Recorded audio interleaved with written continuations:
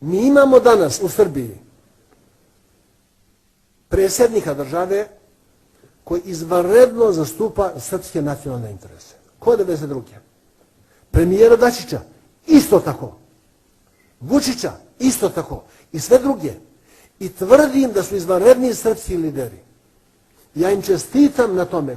Svakako s punim pravom očekujem da će gospodin Vučić sad kao čovjek koji je bio apsolutnu podršku građana u Srbiji u skladu sa tim pozvati nas.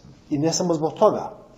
Očekujem više poziv zbog činjenice da je SDA Sandžaka nakon završenih prošlih izbora 2012. godine u junu mesecu dala legitimitet onoj skupštinskoj većini.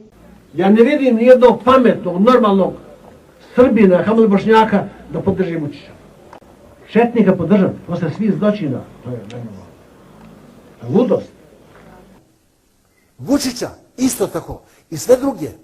I tvrdim da su izvanredni srpski lideri. Svakako s punim pravom očekujem da će gospodin Vučić sad kao čovjek koji je bio apsolutnu podršku građana u Srbiji u skladu sa tim pozvati nas.